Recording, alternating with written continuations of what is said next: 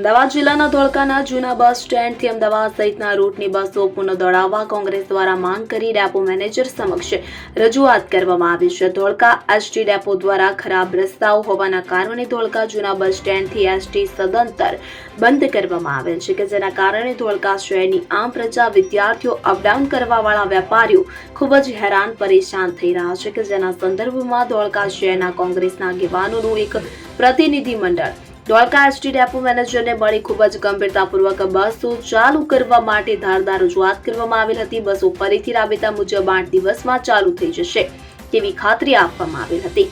કોંગ્રેસ પ્રતિનિધિ મંડળમાં municipal councillor મંસૂર Khan, Talukdar Ahmedabad જિલ્લા કોંગ્રેસના ઉપપ્રમુખ મુનાફભાઈ રાધનપુરી, પૂર્વ શહેર કોંગ્રેસ પ્રમુખ ફિરોઝ ખાન પઠાણ, પૂર્વ તાલુકા કોંગ્રેસ પ્રમુખ મદાભાઈ વેગડા, શહેર કોંગ્રેસ મહામંત્રી બાવલભાઈ ખંડવી વગેરે હાજરી આપી હતી.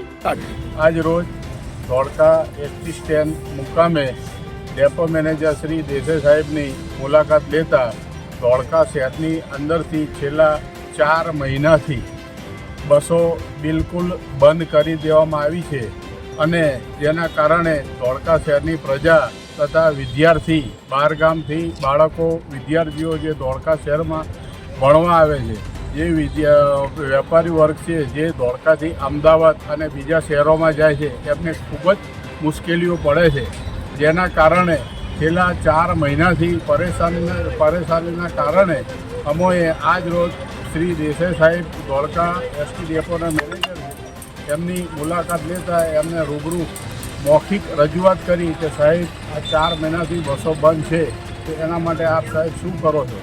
તો એમણે પણ પોતાની વ્યથા રજૂ કરી છે અને અમને આ દિવસમાં બંને સાઈડની બસો ચાલુ કરી દેવાની હૈયાધારણ આપેલ છે, જે આજ રોજ અમે આ સાહેબને અમે આભાર માનીએ.